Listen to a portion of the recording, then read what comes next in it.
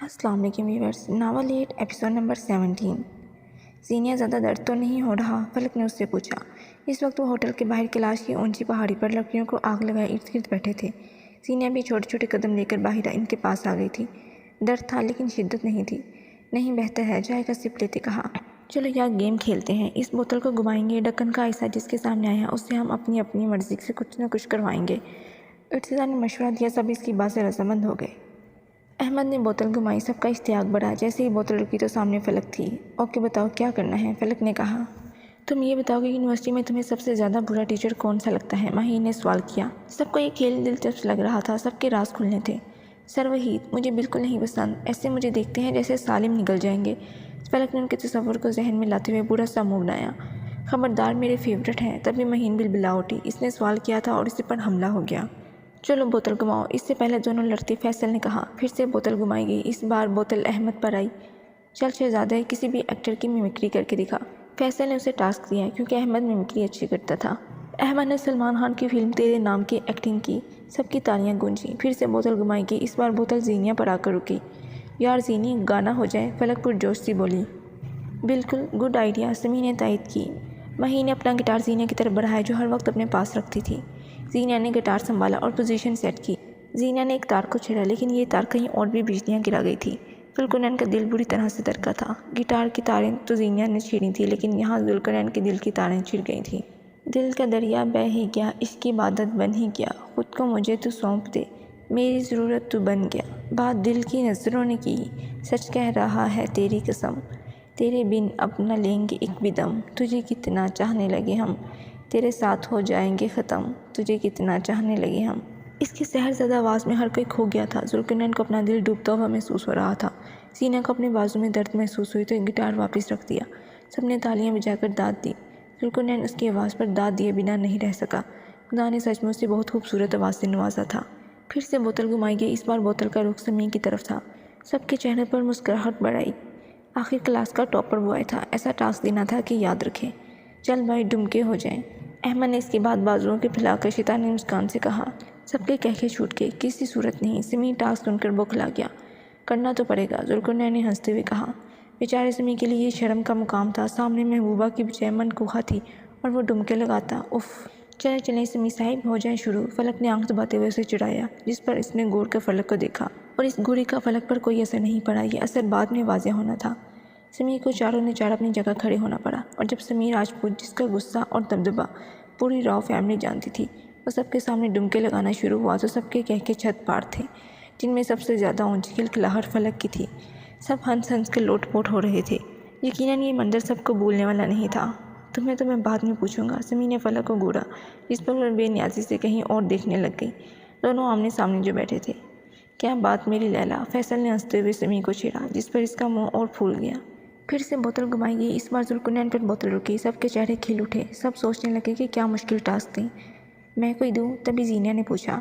حکم۔ یہ آواز ذوالقرنین کے دل کی تھی جسے وہ زبان پر نہ لا سکا۔ ہاں دو، مہین نے کہا۔ وسیع شاہ کی غزل مجھے سندل کر دو، وہ پڑھ کے سناؤ، زینیا نے مسکرا کر کہا۔ سب نے ایک دوسرے کو دیکھا کہ شاعری، اور ذوالقرنین لگتا نہیں تھا کہ وہ ایسا لہجہ لے آئے گا۔ میں نے کبھی نہیں سنی، ذوالقرنین نے کہا۔ زینیا نے اپنا موبائل نکالا اور گیلری میں موجود تصویر کو کھولا اور ذوالقرنین کو دی۔ ذوالقرنین نے وہ موبائل پکڑا اور پڑھا۔ ایک نظر زینیا کو دیکھا جس کے چہرے پر عجیب سا کھلا سا تاثر تھا۔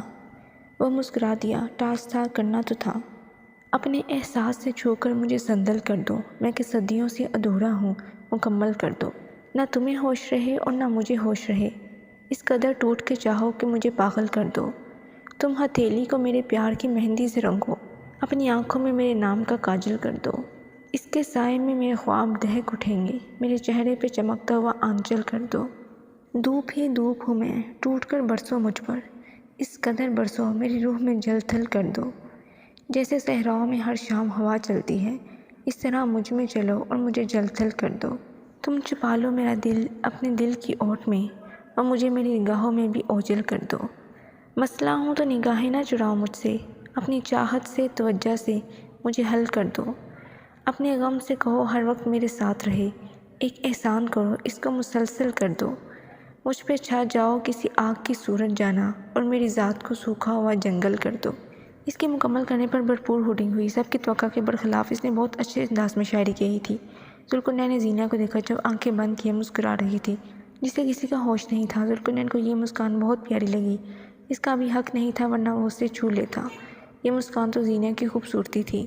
ہوش میں آ جا بہن۔ فلک نے اسے کوہنی ماری تو وہ ہوش میں آئی اور ہنس دی۔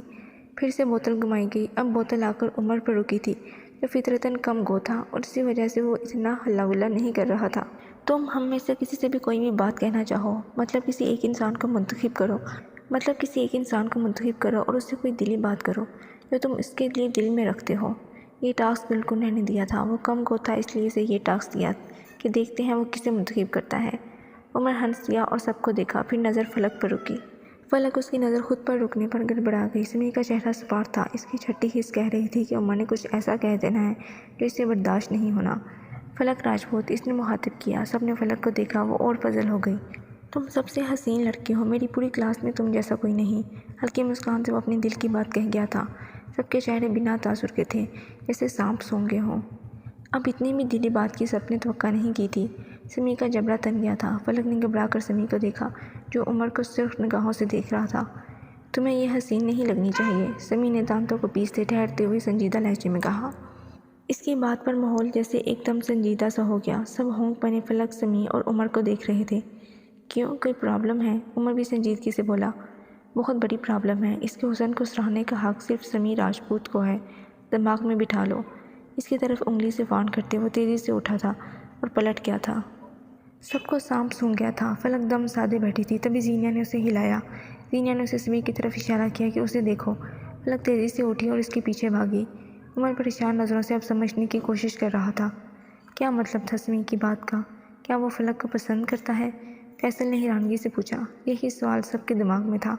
فلک اور سمیع کا نکاح ہو چکا ہے۔ فلک منقوہ ہے سمیع کی۔ یہ دھماکہ زینہ کی طرف سے ہوا تھا۔ سب کی آنکھیں حیرت سے کھل گئی تھیں۔ عمر نے بے یقینی سے زینہ کو دیکھا جو اسے بنا تاثر کے دیکھ رہی تھی۔ کبھی بتایا کیوں نہیں؟ پریشان آواز عمر کی تھی۔ اب لگ گیا ہے نا پتہ، خیال کرنا۔ وہ فلک کے معاملے میں بہت پوزیسو ہے، زینہ نے اسے سنجیدہ لہجے میں کہا۔ عمر کو یہ سچ برداشت کرنا مشکل ہو رہا تھا۔ وہ جلدی سے اٹھا اور ہوٹل کی طرف قدم لے لیے۔ اب یہ تو مسئلہ ہو گیا، مہین نے پریشانی سے کہا۔ عمر کو پیچھے ہٹنا پڑے گا، ہر قیمت پر، ہر صورت، ذوالقرنین نے جواب دیا، اور یہی حل تھا۔ پھر سب میں خاموشی قائم ہو گئی۔ بات جیسے کوئی رہی ہی نہیں تھی کرنے کو۔ ہوٹل جا رہی ہوں، کافی سردی ہے، زینہ نے شال کو اپنی ارد گرد کرتے کہا۔ چلو میں بھی چلتا ہوں، ذوالقرنین نے کہا۔ دونوں ہوٹل کی طرف بڑھے۔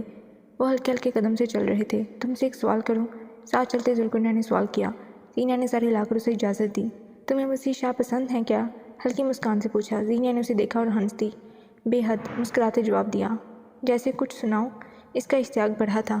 زینہ نے چلتے چلتے آسمان کی طرف دیکھا۔ موسم ابر آلود تھا، ٹھنڈی ٹھنڈی ہوا چل رہی تھی۔ اسے حیدر یاد آ رہا تھا جسے وسیع شاہ پسند تھا، اور نہ جانے کب زینہ کو وسیع شاہ پسند آ گیا۔ اس کی ساری پسند تو حیدر سے جڑی تھی۔ گنگناتے ہوئے آنچل کی ہوا دے مجھ کو، انگلیاں پھیر کے بالوں میں سلا دے مجھ کو۔ زینہ کا لہجہ خمار آلود تھا۔ جس طرح فالتو گلدان پڑے رہتے ہیں، اپنے گھر کے کسی کونے سے لگا دے مجھ کو۔ واہ، ذوالقرنین کو پسند آیا تھا۔ یاد کر کے مجھے تکلیف ہی ہوتی ہوگی، ایک قصہ ہو پرانا سا، بلا دے مجھ کو۔ ڈوبتے ڈوبتے آواز تیری سن جاؤں، آخری بار تو ساحل سے صدا دے مجھ کو۔ میں تیرے ہجر میں چپ چاپ نہ مر جاؤں کہیں، میں ہوں سکتے میں، کبھی آ کے رلا دے مجھ کو۔ ذوالقرنین نے اسے دیکھا جو ہلکے ہلکے قدم لیتے بالکل محو تھی، جیسے ڈوب گئی ہو اس شاعری میں۔ دیکھ میں ہو گیا بدنام کتابوں کی طرح، میری تشہیر نہ کر اب تو جلا دے مجھ کو۔ روٹھنا تیرا میری جان لیے جاتا ہے، ایسے ناراض نہ ہو، ہنس کے دکھا دے مجھ کو۔ اور کچھ نہیں مانگا میرے مالک تجھ سے، اس کی گلیوں میں پڑی خاک بنا دے مجھ کو۔ لوگ کہتے ہیں کہ یہ عشق نگل جاتا ہے، میں بھی اس عشق میں آیا ہوں، دعا دے مجھ کو۔ یہی اوقات ہے میری تیرے جیون میں کہ میں کوئی کمزور سا لمحہ ہوں، بلا دے مجھ کو۔ اس سحر زدہ ماحول میں وہ جیسے سحر ہی پھونک رہی تھی۔ ہوا کے ٹھنڈے جھونکے ان دونوں کے گرد جیسے طواف کر رہے تھے۔ وہ حیدر کی مسکان، اس کی باتوں کو یاد کرتے بے حد مسکرا رہی تھی۔